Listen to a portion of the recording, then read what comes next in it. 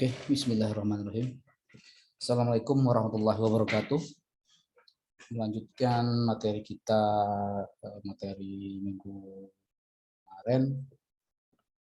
Pokok bahasan kita hari ini,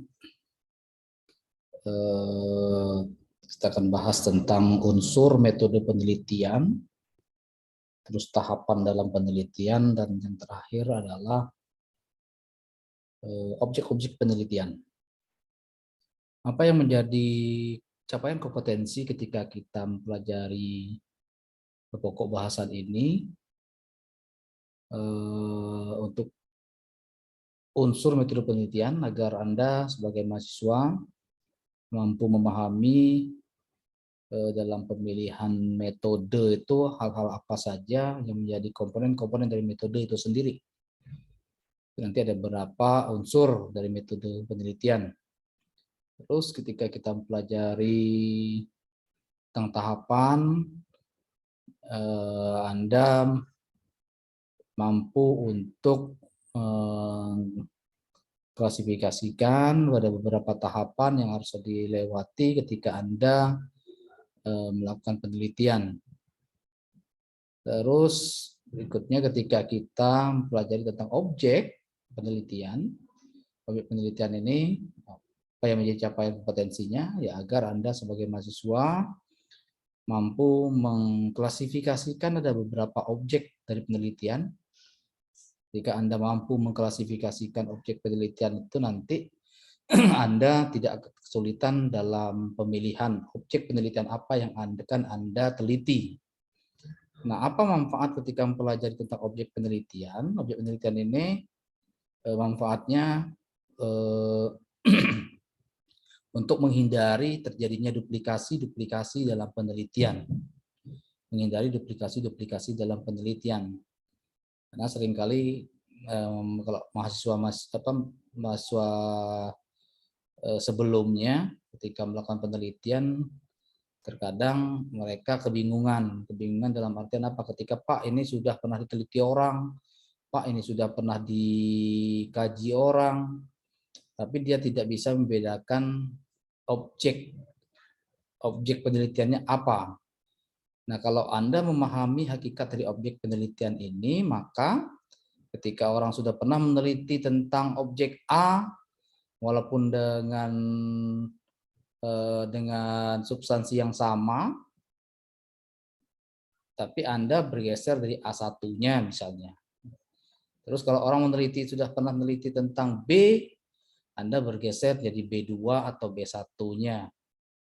Pengembangan lebih lanjut dari objek yang sudah pernah diteliti.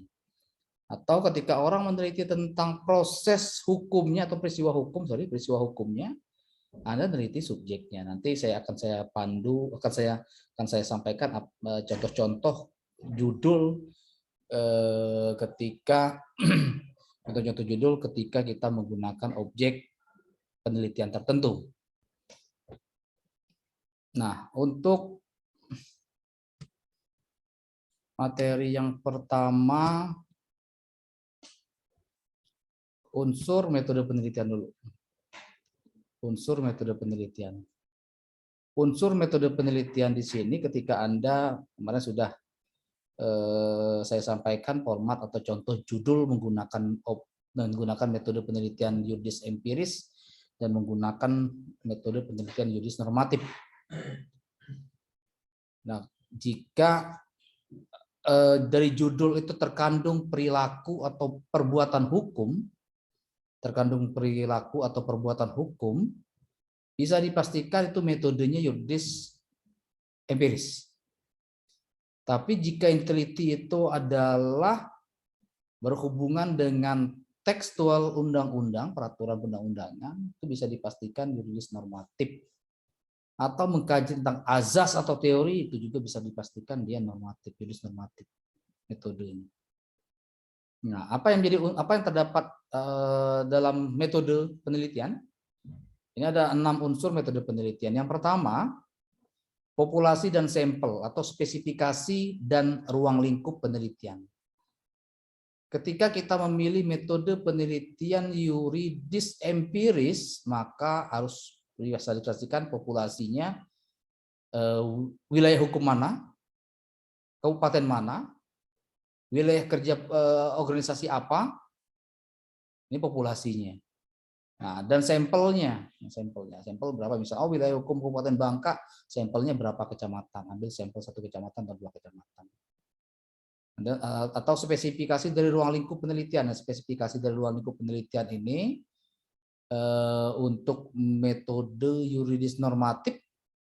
Jadi spesifikasi ruang lingkup hanya terbatas pada ruang lingkup peraturan tertentu saja. Ini unsur metode penelitian yang pertama. Kalau di empiris sekali lagi populasi atau populasi. Nah, kalau di normat di populasi dan sampel. Kalau di yuridis empiris populasi dan sampel.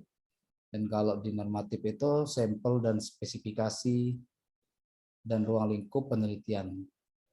Nah, sekalipun Anda melakukan penelitian dengan menggunakan metode yuridis normatif, maka tetap harus ada uji sampel. Uji sampel biasanya kasus atau peristiwa tertentu.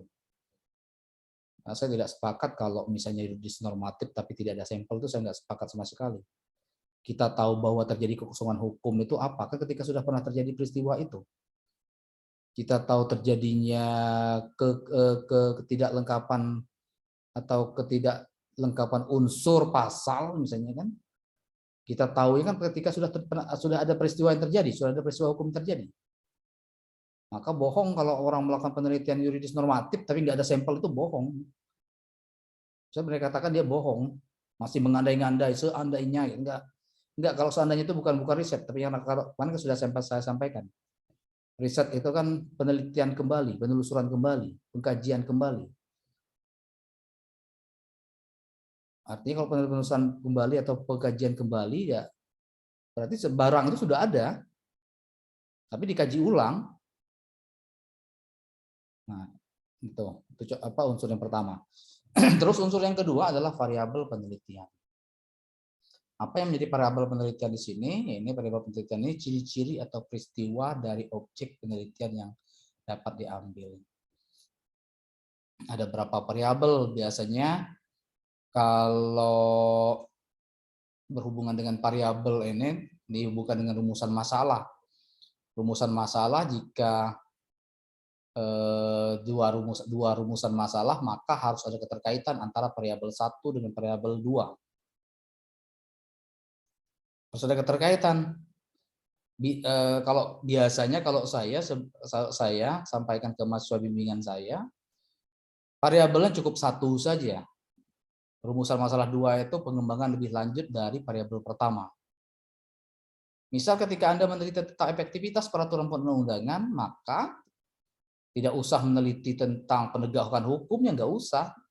Karena Anda cukup variabel yang Anda teliti itu aturan perundang-undangannya. Aturan perundang-undangannya yang Anda teliti. Jadi rumusan masalah kedua apa? Rumusan masalah kedua faktor yang mempengaruhi dari efektivitas. Nah, itu. Atau misalnya kalau yang variabel pertama itu kajiannya normatif, ditinjau dari pasal misalnya,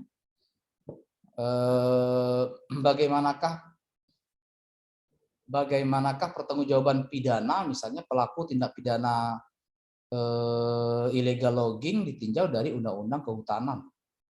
Nah, untuk rumusan masalah 2 tidak usah menggunakan variabel baru, tapi cukup bergeser saja pengembangan dari variabel pertama. Misalnya, kalau yang rumusan masalah 1, bagaimanakah pertanggungjawaban pidana pelaku illegal logging ditinjau dari Undang-Undang Kehutanan. Kalau variabel kedua, bagaimanakah pertanggungjawaban pidana pelaku tindak pidana illegal logging ditinjau dari teori kesalahan. Itu masih tetap dari satu variabel, yang diteliti adalah pertanggungjawaban pidananya. Dalam hal ini kalau pertanggungjawaban pidana berarti peristiwa hukumnya yang teliti. Nah, jadi variabel penelitian itu ciri atau peristiwa dari objek penelitian yang dapat diambil. Terus unsur yang ketiga dari metode penelitian adalah bahan atau materi penelitian. Bahan atau materi penelitian, bahan atau data penelitian atau bahan penelitian. Nah, ini unsur metode penelitian. Berbeda data penelitian yuridis empiris, metode yuridis empiris dengan yuridis normatif. Kalau data atau bahan kalau yuridis empiris ya hanya dia menggunakan data primer dan data sekunder, tapi kalau yuridis normatif hanya data sekunder saja. Di mana dalam data sekunder itu meliputi bahan-bahan hukum. Jadi bahan atau materi penelitian itu unsur metode penelitian yang ketiga. Unsur metode penelitian yang keempat, alat dan instrumen pengumpulan data. Di sini melalui wawancara kalau misalnya yuridis empiris, interview atau wawancara, kuesioner. Tapi kalau yuridis normatif, alat atau instrumennya menggunakan katalog-katalog buku perpustakaan. Nah, itu bisa yuridis normatif. Katalog-katalog buku perpustakaan. Nih, apa yang biasa disebut dengan library research. Sementara kalau yuridis empiris dikenal dengan istilah file research. Nah ini, alat atau instrumen kalau yuridis empiris ya menggunakan wawancara, menggunakan kuesioner. Terus kalau yuridis normatif, alat atau instrumennya adalah perpustakaan biasanya dengan menggunakan instrumen penelusuran teratur. Terus yang kelima, unsur metode penelitian, prosedur pengambilan data dan pengujian keabsahan bahan hukum. Prosedur pengambilan data. Nah, bagaimana prosedur pengambilan data? Nah, kalau yuridis empiris bisa dipastikan prosedur pengambilan data langsung ke lapangan. Kemudian pengujian keabsahan data, biasanya ada hasil-hasil kuesioner, terus sumbernya dari mana, hasil wawancarakah atau bukan, disebutkan kalau hasil wawancara. Kalau pasal-pasal, buku-buku atau referensi menjelaskan tentang undang-undang tertentu, misalnya kalau Anda meneliti tentang undang-undang pajak, ya bukunya buku-buku hukum pajak, ini bahan-bahannya bisa dilihat ketika Anda menemukan peraturan dalam buku hukum pajak tadi, maka telusuri di pasalnya bagaimana pengaturan itu. Nah, ini sekali lagi unsur metode penelitian yang kelima ini prosedur pengambilan data atau pengujian keabsahan bahan hukum. Selanjutnya cara analisis data. Cara analisis data berupa tafsiran dan analogi.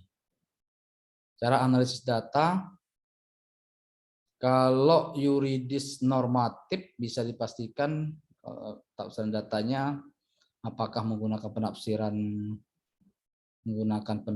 gramatikal atau penafsiran autentik di cara analisis data. Nah, menurut proses itu berarti deskriptif analitis nih. Cara analisa datanya, deskriptif analitis. Bukan preskriptif analitis, tapi deskriptif analitis. Bicara analisa data. Jadi ini unsur metode penelitian yang keenam, cara analisis data. Selanjutnya, tahapan penelitian. Ketika Anda melakukan penelitian nanti, tidak ujuk-ujuk Anda langsung nulis laporan penelitian.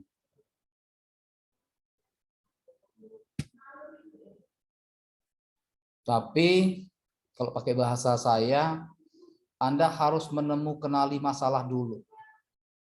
Fakta hukum yang terjadi itu, fakta hukumnya bagaimana? Itu tahapan yang pertama. Fakta hukum itu nanti akan jadi latar belakang bukan masalah. Latar belakang masalah. Latar belakang masalah. Jadi kenali dulu. Lakukan penelusuran literatur, lakukan penelusuran bahan-bahan hukum. Temukan dulu permasalahannya. Pak, ada peristiwa A. Peristiwa A ini masuk peristiwa hukum atau bukan? Nah, itu Anda harus ditemukan dulu. Oh, ternyata peristiwa hukum, Pak. Nah, peristiwa hukum yang ada itu masuk ranah pidana atau masuk ranah perdata? Nah, kalau ranah pidana sesuai atau tidak dengan program peminatan Anda? Oh, ternyata ini pidana, Pak. Susah, perdatanya nggak ada, nggak bisa. Atau sebaliknya. Nah, ini maksudnya apa? Maksudnya kenali dulu. Jadi mau kenali dulu masalahnya dan fakta hukum yang nanti akan menjadi latar belakang masalah. Terus identifikasi masalah atau merumuskan implikasi dari dampak yang ditemukan landasan hukum yang mempunyai dampak konkret. Nah, identifikasi masalah ini ternyata permasalahannya ada pada variabel mana? Ada pada variabel mana? Apakah peraturannya bermasalah? Apakah peraturannya bermasalah? Apakah proses penegakan hukum bermasalah? Apakah proses persidangannya yang bermasalah? Atau proses pembuktiannya yang bermasalah? Nah, ini identifikasi masalah, merumuskan implikasi dampak yang ditemukan. Oh, dari peristiwa tersebut ternyata kasus banyak numpuk ini, Pak. Ada permasalahannya pada proses persidangan. Proses persidangan. Artinya silakan Anda tanya peran pengadilan misalnya atau analisis proses pembuktian atau dasar-dasar pertimbangan hakim. Nah, itu kan judul-judul yang merumuskan implikasi dan dampak yang ditemukan tadi. Nah, landasan hukum yang mempunyai dampak yang konkret. Nah, ketika kita melakukan identifikasi pada tahapan yang kedua, kita tahu, oh, aturan terkait itu aturan A, Pak, untuk peristiwa ini. Oh, untuk peristiwa ini aturannya aturan B, Pak. Oh, ternyata peristiwa ini bisa gunakan aturan A, bisa gunakan aturan B. Nanti silakan pilih. Anda pengen menggunakan aturan yang mana? Misalnya ada kasus tentang pembahasan kartu gas LPG. Bisa pakai undang-undang pertambangan, bisa pakai undang-undang perdagangan, juga bisa pakai undang-undang SNI, Standar Nasional Indonesia. Oh, ternyata ada kasus, Pak. Ini pasal sekian tentang pencabulan KUHP dan undang-undang pornografi juga, Pak.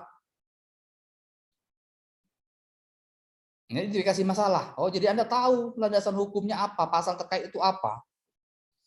Pasal yang mengatur tentang apa yang ingin Anda teliti itu Anda tahu. Undang-undangnya Anda tahu. Makanya tahapan penelitian yang kedua ini identifikasi masalah. Sementara yang tahapan yang ketiga merumuskan masalah. Ini harus berhubungan antara pertanyaan pertama dengan pertanyaan kedua. Pertanyaan berikutnya. Nah, rumusan masalah. Oh, ternyata sudah diidentifikasi permasalahannya ada pada undang-undangnya. Pak, ya udah tanyakan undang-undangnya yang jadi rumusan masalah. Oh, ternyata permasalahannya ada pada numpuknya kasusnya pada permasalahannya pada penegak hukumnya, Pak. Ya teliti bagaimana penegakan hukumnya. Oh, kasus-kasusnya banyak numpuk ini karena proses pembuktiannya yang agak sulit untuk dibuktikan misalnya. Oh, teliti saja tentang proses pembuktiannya. Oh, ternyata permasalahannya ada pada subjek penegak hukumnya, Pak. Ya teliti subjek penegak hukumnya. Jadi rumusan masalahnya harus tentang hasil dari identifikasi masalah tadi. Nah, tadi sudah saya sampaikan antara rumusan masalah 1 dengan rumusan masalah 2 ini harus saling berkaitan.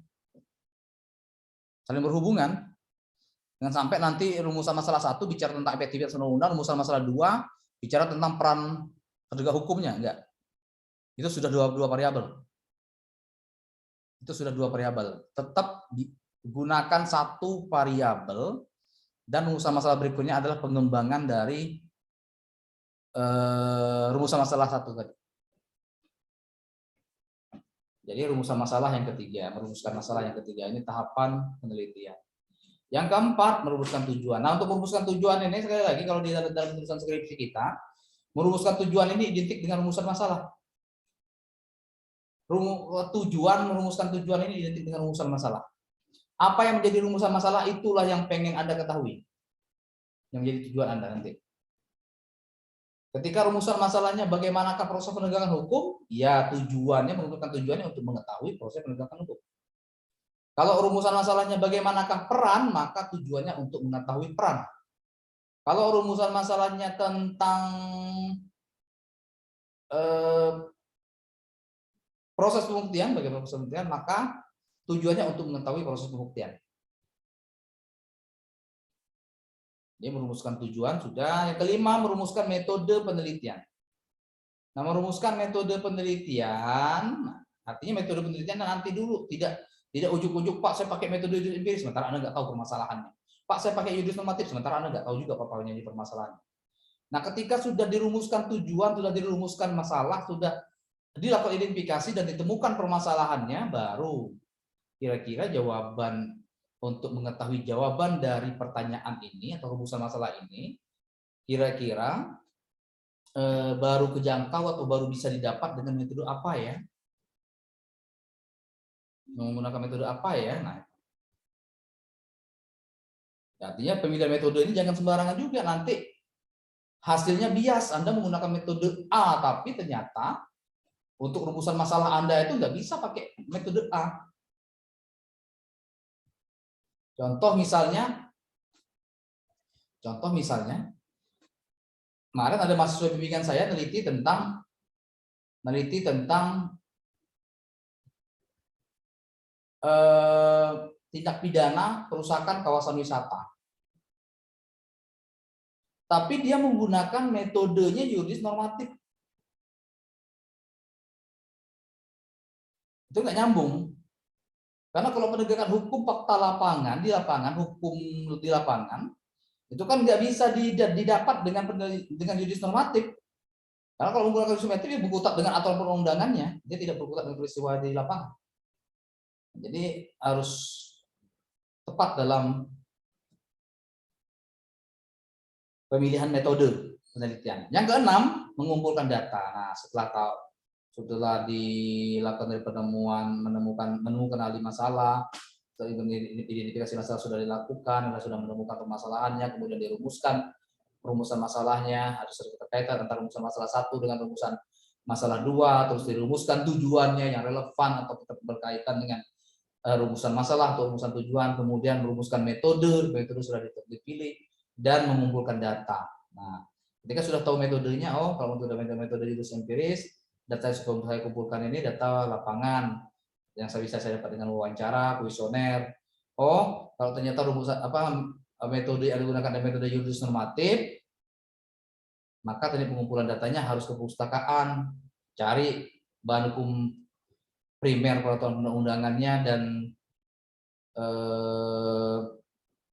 bahan hukum sekunder, referensi buku yang berkaitan dengan bahan hukum primer. Jadi kumpulkan datanya. Terus yang ketujuh, menganalisa data. Nah, dianalisa datanya, tidak ujuk-ujuk langsung Anda pakai saja. Anda lihat keterkaitan data tersebut, aturannya masih berlaku atau tidak. Ini perlu dianalisa datanya. Nah, kalau yuridis empiris, data-datanya ada, apakah berkaitan atau tidak dengan ketika Anda ingin menggali apa yang menjadi kesimpulan dari penelitian Anda. Ini menganalisa datanya. Ternyata penegakan hukumnya masih belum maksimal. Ternyata proses pembuktiannya sangat sulit sekali untuk dibuktikan. Ternyata, nah ini kan dari hasil analisa data tadi, maka kita bisa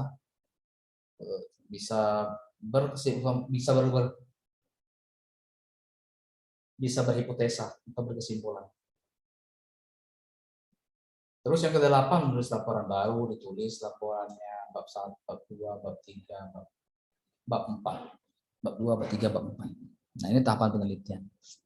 Selanjutnya objek penelitian, ini tolong perhatikan. Objek penelitian yang pertama adalah subjek hukum. Yang kedua adalah peristiwa hukum. Yang ketiga adalah objek hukum. Yang keempat adalah kedudukan hukum. Yang kelima adalah hubungan hukum. Nah, Anda jangan takut kehabisan judul.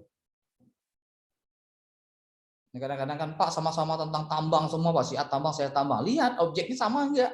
Walaupun sama-sama tentang tambang. Sama-sama tentang korupsi, Pak. Lihat objek penelitiannya sama enggak? Misalnya, permasalahannya tentang tindak pidana korupsi. Satu, neliti subjek hukum yang menjadi objek penelitiannya. Maka apa subjek hukum di sini?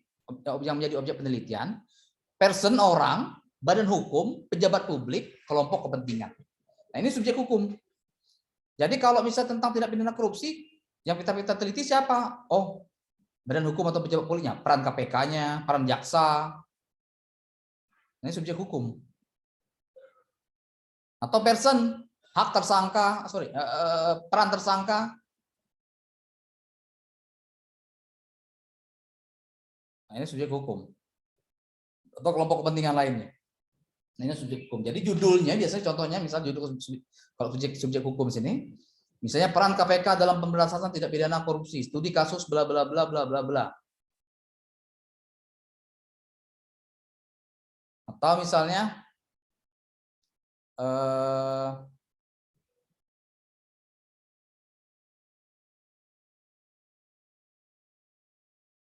ini biasanya pasti dengan peran-peran. Misalnya peran terdakwa dalam proses pembuktian tindak pidana korupsi, sama-sama tentang korupsi. Studi kasus apa? Kelompok masyarakat, misal kelompok kepentingan misalnya peran ICW dalam proses peran ICW dalam pengawasan eksternal pemberantasan tindak pidana korupsi. Ini subjek hukum. Nah, yang kedua, objek penelitian yang kedua adalah peristiwa hukum. Apa itu peristiwa hukum? Peristiwa hukumnya sepihak, jamak pihak, serempak. Sepihak, ya peristiwa hukum yang menyangkut hanya satu pihak saja. Jamak pihak, peristiwa hukum yang menyangkut jamak banyak pihak dan serempak. Misal proses pembuktian, nah proses pembuktian jelas peristiwa hukum, sepihak. Proses penegakan hukum, jamak pihak, bisa dilakukan oleh polisi, jaksa, dan hakim. Ini peristiwa hukum. Proses pembuktian tindak pidana, proses pembuktian gugatan, proses penegakan hukum,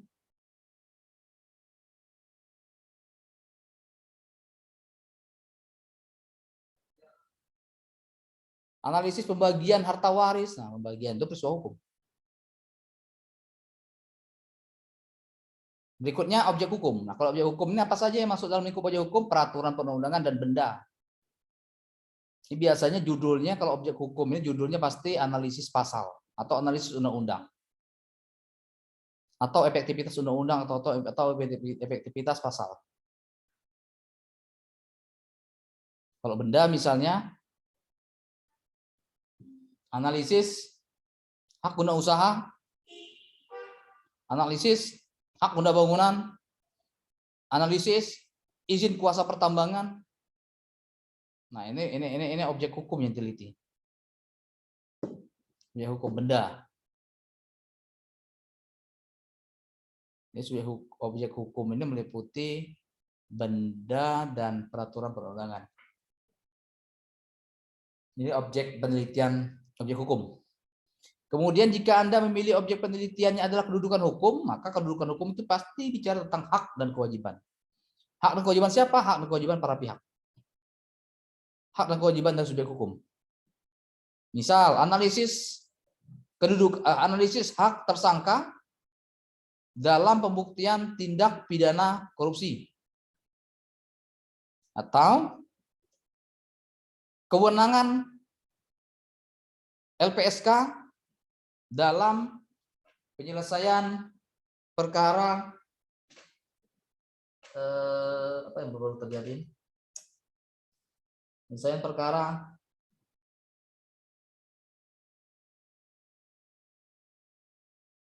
tahanan diruji.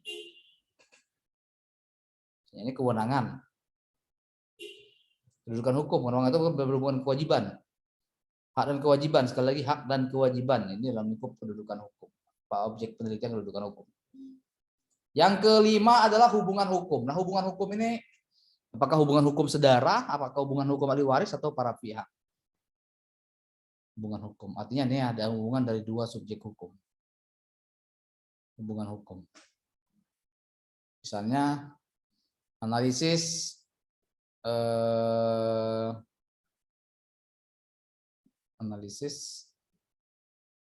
hubungan hukum KPK dan kejaksaan dalam pemberantasan tindak pidana apa misalnya.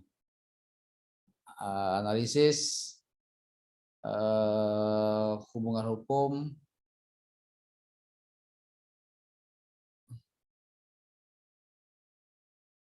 PPNS, Dinas Ek, dan kepolisian dalam penegakan tindak pidana apa. Itu hubungan hukum para pihak. Kalau ahli waris, hubungan hukum ahli waris tentang analisis pembagian apa sorry, ahli waris misalnya. Analisis pembagian harta waris anak angkat dan anak kandung misalnya. Ini hubungan hukum.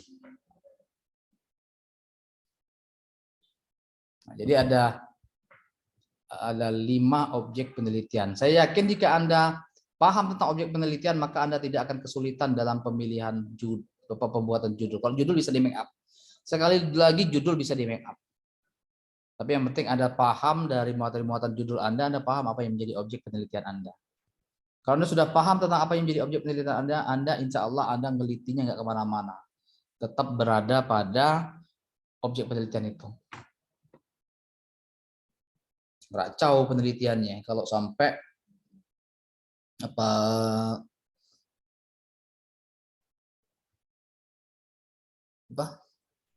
racau penelitiannya kalau sampai Anda nggak paham apa yang menjadi objek penelitian Anda.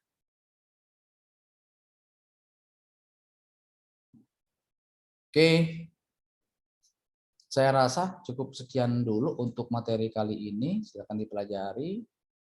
Nanti tugas kecil lagi bikin satu judul dari beberapa objek penelitian ini. Satu judul untuk objek penelitian subjek hukum, satu judul untuk objek penelitian peristiwa hukum, satu judul untuk objek penelitian objek hukum, satu judul untuk objek penelitian hubungan hukum, satu judul objek penelitian untuk kedudukan hukum. Jadi bikin satu judul dari setiap objek penelitian ini. Oke, saya rasa cukup sekian dulu pertemuan kita kali ini.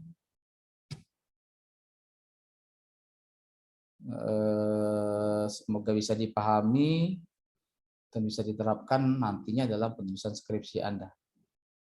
Saya akhiri untuk kuliah hari ini. Untuk materi yang saya sampaikan saya akhiri. Wabillahi taufiq wal hidayah. Wassalamualaikum warahmatullahi wabarakatuh.